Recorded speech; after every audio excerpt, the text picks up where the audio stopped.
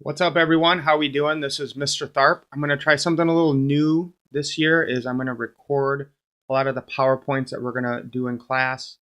Hopefully this will make it more accessible to students and also allow the teachers in the class to spend more time conversing with the students and helping them to see what's going on in the PowerPoint. Make sure everyone's paying attention. We're going to do some turn and talk, so feel free if you're just watching this on YouTube to just think about it to yourself, or if you're using it in your classroom, however you want to use it, whether you use groups or we use turn and talk where I teach. But we're just really trying to stress getting students to talk about what they know or what they're learning with their classmates as much as possible. So today's lesson is about the Mongols and how barbaric were the barbarians. So that's kind of the question we're going to be asking ourselves is, were these guys barbaric or were they just doing what it takes to survive? So the first thing we're going to do for a warm-up is just, what do you guys know? Like, what does barbaric mean? What characteristics would allow us to classify a group as barbaric? So we have that on our note sheet, so go ahead and write that down right now, or think about it if you're just watching the video. All right, we're back. What does barbaric mean? It is savagely cruel, exceedingly brutal, also primitive or unsophisticated. So the official definition is of or relating to characteristics of barbarians, possessing or characteristic of a cultural level more complex than primitive savagery, but less sophisticated than advanced civilization. It's marked by a lack of restraint, or some people would say wild, having a bizarre, primitive, or unsophisticated quality. So think about this definition as we go through this and ask yourselves the question, how barbaric were the Mongols?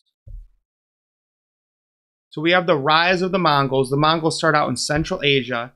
They're just nomadic herders. So they're kind of a lot like what you would think of like the plain Indians or Native Americans from North America. They were skillful riders, fierce fighters, and raiders. They're going to build the largest land empire in the entire history of the world. So this is bigger than Alexander the Great, any of the Roman or Greek empires. It's huge. We'll look at a map later, but what they were able to accomplish is pretty amazing. So like most empires, there was a person who starts all this and gets it going, and this guy's name was Genghis Khan. So when he's born, his real name is Temujin, which means iron worker. Grows up in the Eurasian steppes in Central Asia, so this is kind of just north of China, in the late 1100s. So this is kind of after the Crusades. So Europe and like the Middle Eastern, Persian empires, the Muslims are weakened probably because of that. So that probably helps him. He becomes a fierce warrior and leader after his father is poisoned by the Tartars when he was 9 years old. The mom and 7 kids were abandoned by the Mongols. So his whole goal here, kind of his life mission, is to unite the Mongols into this big empire and have them be powerful. So he wanted to unite the Mongol clan, and that's how he earns this title Genghis Khan, which means universal ruler. So kind of he starts this in 1206 is when he kind of starts to put the empire together. So why were the Mongols so feared? They were skilled horsemen and bowmen. So this is something that the other armies wouldn't be as good at.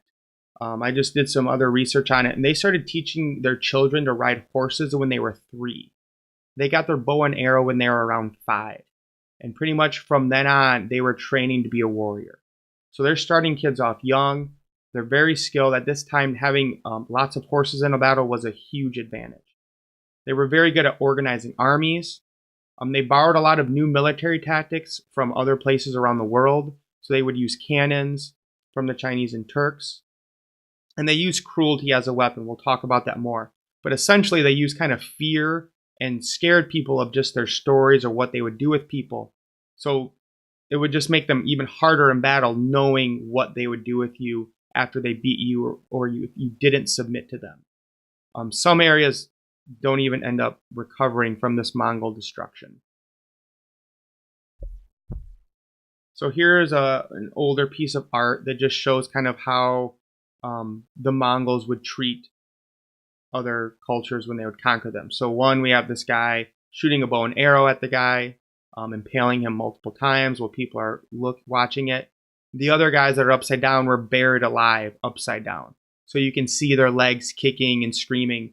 So imagine watching this if you were just conquered by the Mongols and you're seeing your warriors or your men of your village buried upside down and their feet kicking as they, and I'm assuming that feet would eventually stop kicking once they suffocated. But again, imagine these stories spreading across Asia and Europe of how barbaric these Mongols were and what they would do with you if they beat you. So I think it's safe to say Temujin, or Genghis Khan as we call him, was not politically correct. Here's one of his quotes. "The greatest pleasure is to vanquish your enemies and chase them before you, to rob them of their wealth and see those dear to them buried in tears, to ride their horses and clasp to your bosom their wives and daughters." So imagine posting that quote on your Facebook or Twitter today. I don't think people would take it very well. So why were the Mongols so feared?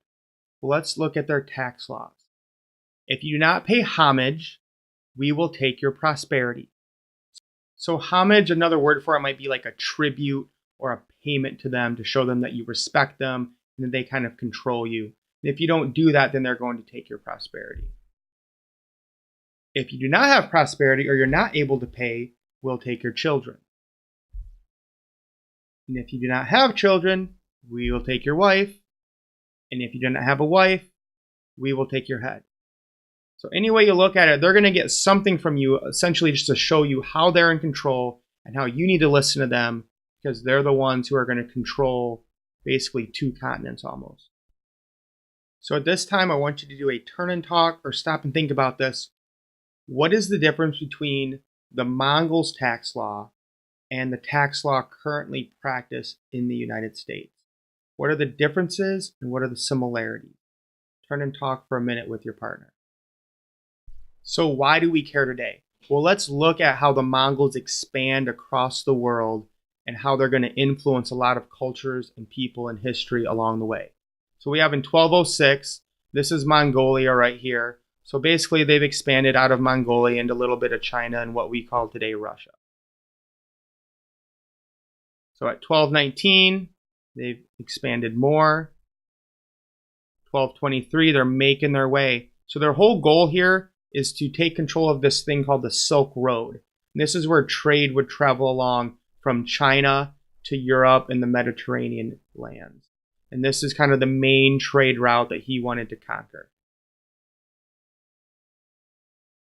1227, so now they're going all the way to the Caspian Sea and all the way to the Pacific Ocean. This is Korea right here. This is Japan. So a little bit more in 1237. 1259, now they're getting into the Middle East. They're getting into Europe. By 1279, he is all the way over here into like Estonia. He's getting into Northern Europe. He's into Turkey, the Middle East. He's conquered all of China, even starting to get into India.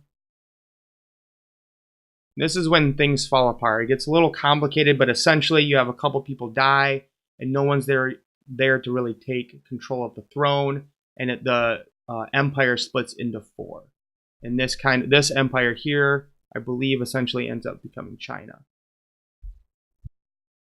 So why do we care today?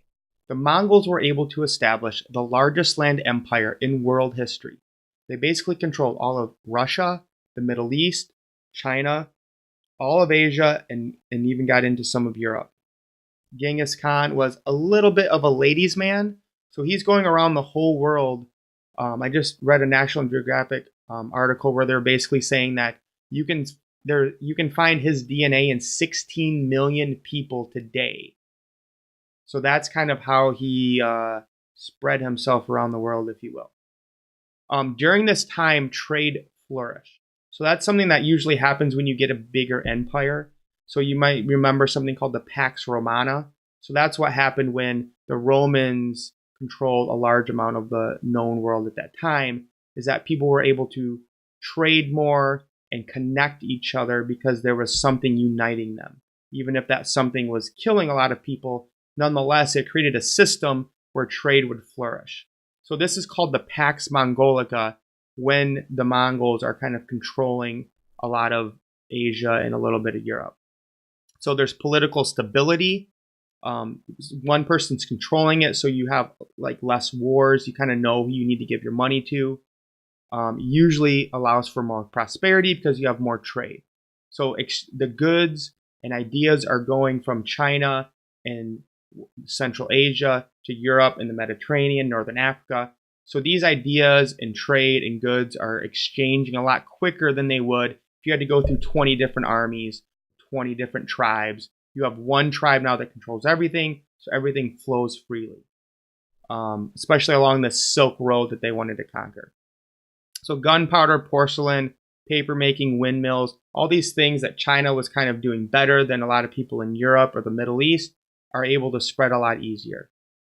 One of the biggest effects of this Mongol Empire are the ideas and inventions that go from the east to the west, specifically gunpowder. So gunpowder was created in the east, but Europe is going to perfect its use. It encouraged exploration.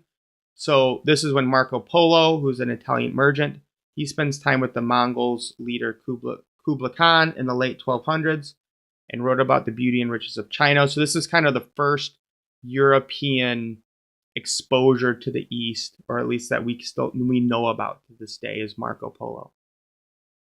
So that concludes the presentation on the Mongols. For our last turn and talk, I want you to discuss what you think the two best things the Mongols did were and what the two worst things were for them. So think about it if you're watching the video, or discuss it if you're in our class. Two best things they did, two worst things. And what presentation about the Mongols would not be complete without a little crash course history, John Green Mongols montage video. Roll the clip. Till then, most of the people living in the East had been hunter-gatherers or herders, but once introduced, agriculture took hold, as it almost always does, unless, wait for it, you're the Mongols. Hi, I'm John Green, this is Crash Course World History, and today we're going to discuss, wait for it, the Mongols! So you probably have a picture of the Mongols in your head. Yes, that's the picture. Brutal, bloodthirsty, swarthy, humorously mustachioed warriors riding the plains, wearing fur, eating meat directly off the bone, saying bar, bar, bar, bar, bar, bar, bar. In short, we imagine the Mongol Empire as stereotypically barbarian. And that's not entirely wrong. The downside is that you have to move around a lot because your herd always needs new grass, which makes it hard to build cities unless you are the Mongols. By the way, over the next 40 weeks, you will frequently hear generalizations followed by, unless you are the Mongols. Certain conglomerations of humans are seen as civilizations, whereas, say, nomadic cultures generally aren't, unless you are, say it with me, the Mongols. The nomads settled into cities of their own, as nomads almost always will, unless, wait for it, you are the Mongols.